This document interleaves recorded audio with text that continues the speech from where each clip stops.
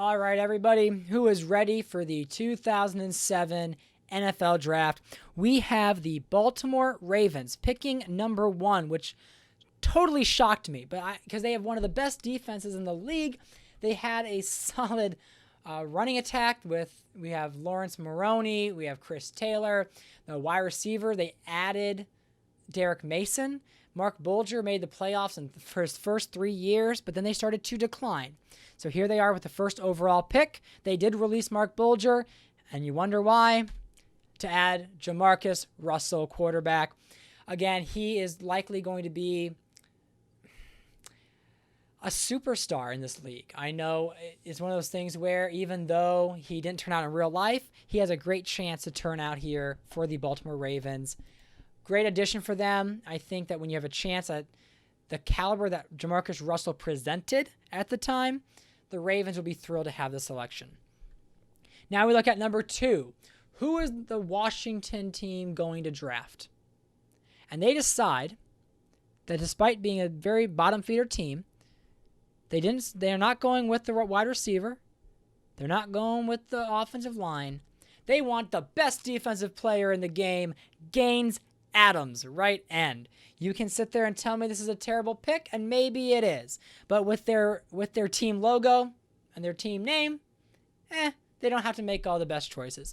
So here we go with the next pick here with Arizona Cardinals, and they decide to draft wide receiver Calvin Johnson Jr. So a few years back, they had the 3rd overall pick, and they drafted Andre Johnson. Now they have Andre Johnson on one side of the field and Calvin Johnson Jr. on the other. Now, if Michael Vick is right now the set quarterback, this is a delightful option. If you just want to lob it up to Calvin Johnson on one side, if he's double covered, well, you just throw it to the other side to Andre Johnson. So the Arizona Cardinals have a lot of toys to play with here. And of course, we all know that Michael Vick's going to have some problems this year. And so whoever's throwing the ball for the Cardinals is going to have all the opportunity in the world to be successful. Next, the Jacksonville Jaguars are on the clock. Many different options that they can go with here. And with this pick, they decided to go with middle linebacker Patrick Willis. I guess the Jaguars can have nice things. And so with this pick, we see the Jaguars getting a solid contributor on their defense. Maybe the first time in a long time that they're able to improve on this defense and to be a real force to be reckoned with in the AFC South. So I thought about maybe drafting them someone like that may have been a missed pick just because they're Jacksonville. But I decided to be nice and allow them to get Patrick Willis.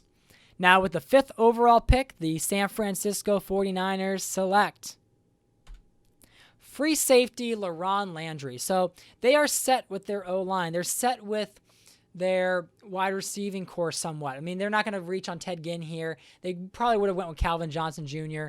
They did not need a quarterback. They were not going to go with Adrian Peterson when they have Frank Gore and Marshall Faulk. And I figured what was their biggest need, and we look at the talent of Laurent Landry, and it was just an easy decision there to go with the safety with this pick. Now for the Oakland Raiders, picking in the top 10 once again. And with this 6th overall pick, the Oakland Raiders select defensive tackle Amobi Okoye. So again, Oakland, not the smartest team in drafting players, so I decided to, and in real life, they drafted Jamarcus Russell, which didn't turn out well for them. But I believe that Amobi Okoye will turn out well for them. Now, they passed on some maybe more talented players, but they really needed some depth. They needed some talent on that defense. And having a nose tackle like Amobi Okoye is a decent selection here, is a pretty solid option. So they decided they're happy with that pick. Then with the 7th overall pick, we have the Cleveland Browns selecting Joe Thomas, left tackle. Yes, I'm a Browns fan. This was a pick I was kind of hoping would happen. And even though Joe Thomas might have been able to go to the Jaguars, he might have gone to Oakland, I felt that the picks that the other teams made were fair. I think they were logical. And for Joe Thomas to slip to the 7th doesn't seem to be too obnoxious. Now, this wasn't even Cleveland's pick. This is the Buffalo Bills pick that the Bills traded away in order to trade up for Matt Leinart last year when they were giving away Drew Bledsoe. So Joe Thomas, a Cleveland Brown, again, in reality. in real reality and in my reality. Now for the Tampa Bay Buccaneers with the 8th overall pick, the Buccaneers select cornerback Darrelle Revis. So we see here another great pick here in the top 10 with the 8th overall pick. Revis ended up playing for the Buccaneers in real life, but again, he played for New England. He was drafted by the Jets, but he was not going to make it out of the top 10 here. This is a big addition, especially after losing Rondé Barber. Darrelle Revis is not going to make them miss him. With the 9th overall pick, the Dallas Cowboys select Adrian Peterson. Now, this is an interesting selection, I thought, because again, I know that Dallas Cowboys fans have been dreaming of having Adrian Peterson on their team. So I'm able to make that reality come true for Dem Boys fans. But when we look at the logic behind it, Priest Holmes retired, and Steven Jackson suffered a huge injury at the end of the year. Now, he is back in time for the start of the league, but like Chris Snee was out for 24 weeks, we had Steven Jackson out for 22 weeks. I'm lowering their injury, right? Because they just had a huge injury, and they can still play. They can come back and do well, but they're not going to be the same player after an injury like that. So in that scenario, Steven Jackson has been a good running back. He has been a power running back. He gets a lot of touchdowns. He wasn't really a top tier in yards, but now they have Adrian Peterson and Steven Jackson to be paired together. So Peterson's going to be able to take over this Dallas Cowboys offense that is with Vince Young, Braylon Edwards, Chad Jackson. Although Dallas has been one of my weakest teams in this entire 5-year run, I think they can make a real move here this year with the talent on that team. Next, the second Cleveland Browns selection. So this is Cleveland's actual pick. And they go with outside linebacker John Beeson. So really, this is a really good pick for them. I probably should have drafted a more Cleveland-worthy pick. But in this scenario, they needed a linebacker. I mean, they really needed linebackers. And so John Beeson was on the board there, and I thought, let's get him a good linebacker here, one that makes sense for the team and one that they're probably going to be pretty happy about. Now we move on to the 11th pick with the New Orleans Saints, picking higher than they thought they would. But with this pick, they go with defensive tackle Adam Carricker. They needed some help on their defense. Again, their offense with Drew Bledsoe, with Deuce McAllister, the wide receivers acquisitions in the draft of Sonoris Moss, as well as Brandon Marshall, kind of sets this team apart where they're doing fine on their offense. But what they really need was some help on defense. So Adam Carricker is their thought of a good pick here. I mean, we'll see if he turns out to really be that main player. But as of right now, they get Adam Carricker. Now the Cincinnati Bengals are on the clock, and they go with right guard Ben Grubbs. So this might be kind of a boring pick for them, but it's definitely needed, getting that infrastructure for their offensive line. Ben Grubbs is going to be a huge addition to this Bengals offense.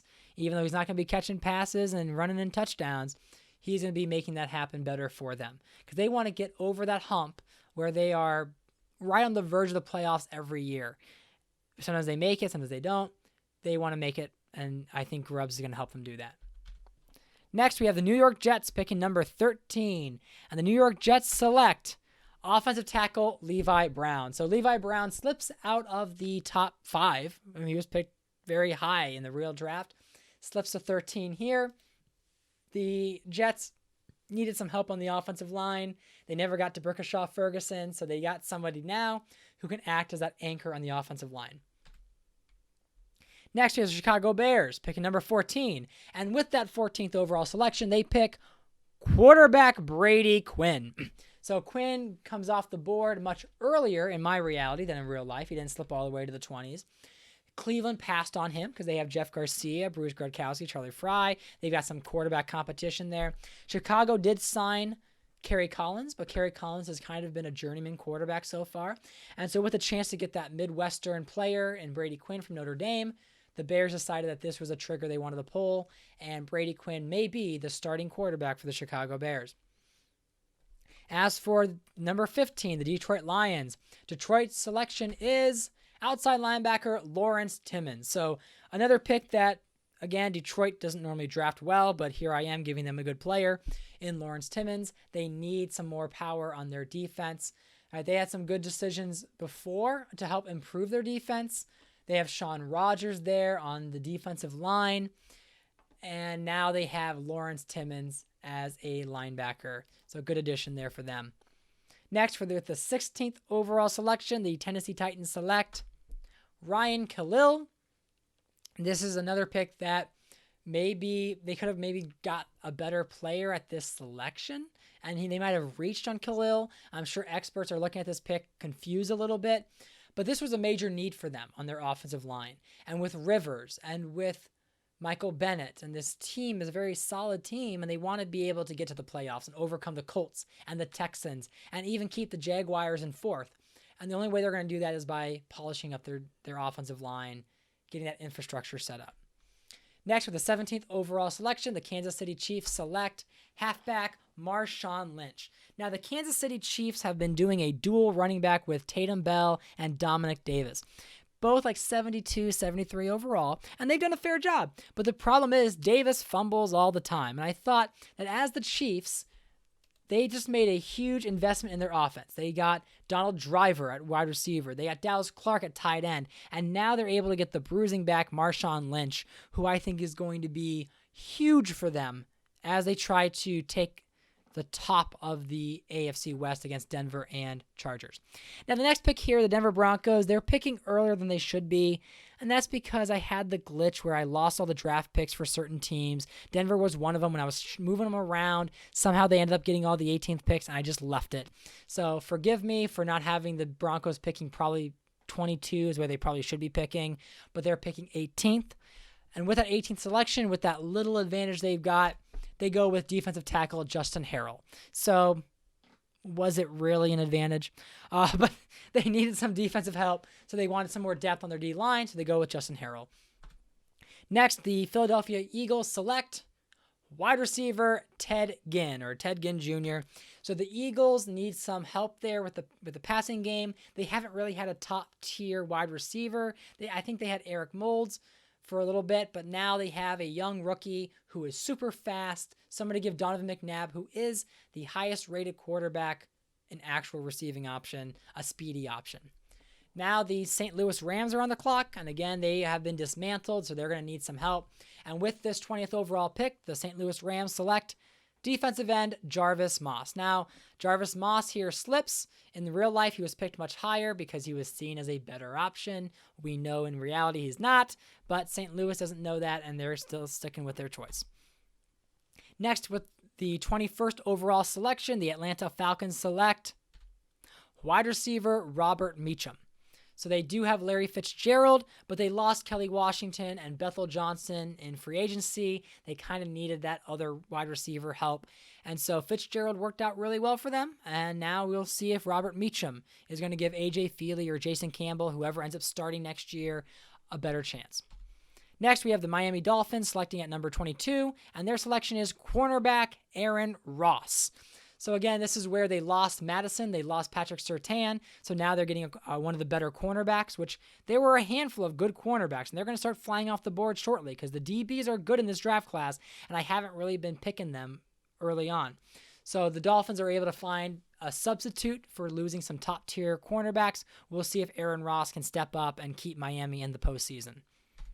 Next, we have Minnesota Vikings selecting number 23, and they select cornerback Leon Hall. As I said before, a lot of good cornerbacks still available. Now they're starting to come off the board here. Minnesota adding some more talent to their defensive backfield. With the 24th overall selection, the Seattle Seahawks select defensive tackle Alan Branch. Again, these playoff teams, a lot of them are trying to provide more depth for their team, and Alan Branch is no exception there, providing more depth up front, a better pass rusher for the Seattle defense, who last year got Mario Williams. And then they have Troy Polamalu as a safety. So they have a decent investment there with their defense. The Seattle Seahawks did also sign Patrick Surtain to join that backfield. Sean Thompson for their linebacking core. They even signed Bruce Nelson, who was another cornerback option. So again, they were improving on their defensive backs and their linebackers in free agency. Now they invest with another defensive tackle. Now we have the San Diego Chargers with the 25th overall selection taking cornerback Chris Houston. Another cornerback coming off the board here. Again, we see that AFC West being a very competitive division. You got Aaron Rodgers with the Chargers, Anderson on the Broncos, Eli Manning with the Chiefs, and now you have Kurt Warner to deal with the Oakland Raiders. And Kurt Warner seriously could elevate the Oakland Raiders to being a playoff team like when Rich Gannon was their quarterback. He is a high enough overall to do it, and he's a good enough quarterback. Oakland is Oakland. Oakland be Oakland. So we'll see if that actually happens or not. But Chris Houston giving them more defensive back depth is always a plus. Next, the Houston Texans are on the clock, and they take, with the 26th overall selection, cornerback Josh Wilson. So another cornerback coming off the board. As I said, it's going to be a wave of corners here. And in that division with Peyton Manning, with Phillip Rivers, with Chad Pennington even though he's struggling a bit, adding more defensive back depth here for Houston is a must. Next, we have the Green Bay Packers selecting with the 27th overall pick, tight end Zach Miller. Why did I not draft Greg Olsen when he was available?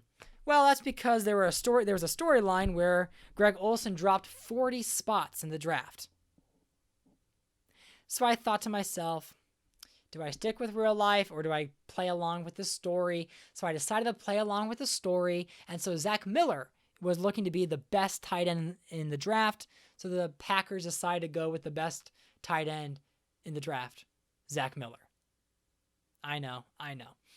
But with that selection, he's still a hidden dev, so we'll see how he turns out. Who knows? Brett Favre could turn him into the better tight end, even over Olsen. Next, with the 20th overall selection, the Minnesota Vikings select strong safety Michael Griffin. Great pick here. They needed a safety. Michael Griffin lands on their lap, and they get that stud strong safety.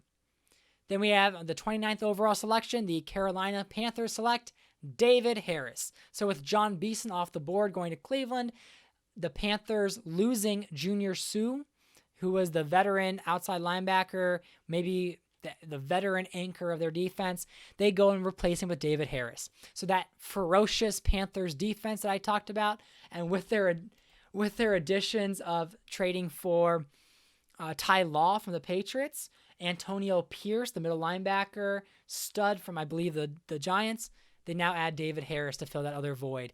They could be an entire defense of 80s and above, to be honest, which is quite insane. Now with the 30th overall selection, the Pittsburgh Steelers select offensive tackle Joe Staley. Staley dropping this far is a blessing. The Steelers needed that next player, that next help off the offensive line, and Joe Staley is going to be an anchor for the Pittsburgh offensive line for many more years to come. Now, I'm going to finish the first round and only go to the 40th pick. So I'm going to give you the top 40th picks in this way, and then I'm going to go and break down each and every team's draft. Okay, I'm not going to go through every pick like this. But with the 31st overall selection, the New York Giants select outside linebacker Paul Posluszny. Great pick here. Posluszny is going to be a superstar for them. The Giants need that help on defense, even though they're a top-tier defense. They are a Super Bowl potentially champion team. And they have good front seven. We have like Michael Strahan. Their defensive backs are pretty solid. But now, and they have Jeremiah Bell at safety. But now they have a solid linebacker in Paul Posluszny, who is likely to be a captain of that team in the future. Then with the 32nd overall pick, the Indianapolis Colts, the Super Bowl champions, select free safety Brandon Merriweather. Merriweather does not make it out of the first round. He ends up being that last pick in the first round. Great pick here. The Colts need some more depth on their defense, and Merriweather is going to provide them with that. Now moving into the second round. With the second pick, the Baltimore Ravens select wide receiver Dwayne Bowe. So here we go. We need some more powerhouse here for the Baltimore Ravens. Their defense is already pretty good, and we see that with Ray Lewis and all these great talents. Now they're adding a quarterback, franchise guy, with a franchise wide receiver in Dwayne Bowe. Now, Dwayne Bowe was a first-round pick in real life. He slips out of the first round, so the Ravens feel they get a total steal here with the big wide receiver. With the 34th selection, the Washington team selects cornerback Tremaine McBride. So now they went with their first pick. They got Gaines Adams, who's supposed to be the best defensive player in the draft as a pass rusher. And now they get one of the top cornerbacks. As I said, there's many good cornerbacks here. Tremaine McBride to help with their defensive backfield. Now the Arizona Cardinals are on the clock again with the third pick in the second round here. After picking Calvin Johnson Jr., they now pick offensive tackle Tony Ugo. And this is there to help them with their offensive line, get some more help for Michael Vick or whoever's playing quarterback for them. With the fourth pick in the second round, the 36th overall selection, the Jacksonville Jaguars select defensive end Jamal Anderson. So here we have the Jaguars really focusing on their defense in this draft. Patrick Willis, who's going to be a star for them, and then Jamal Anderson, a good pass rusher here, trying to help solidify this defense in a very tough division. Then with the fifth pick, the San Francisco 49ers select tight end Brent Selleck. So another tight end that has been selected over Greg Olsen, which is kind of sad, right? Olsen getting passed on for Brent Selleck and Zach Miller. Then we have the Oakland Raiders with the 38th overall selection, picking free safety Reggie Nelson. So this is they're getting their defensive tackle with Amobi Okoye. Now they're getting their free safety Reggie Nelson, really rebuilding that defense. With the 39th selection, the first pick the Buffalo Bills have, they decide to go with middle linebacker Justin Durant. Excellent choice for their first pick. Again, Matt Leinart was part of their first round selection. That ended up going to Cleveland. So now they get middle linebacker Durant, who's going to be a solid contributor on defense. Lastly, we have the Tampa Bay Buccaneers picking defensive end Tim Crowder. Again, this is where they're trying to help their defense, get a good pass rusher here. Crowder's probably not going to be that, but they think he will.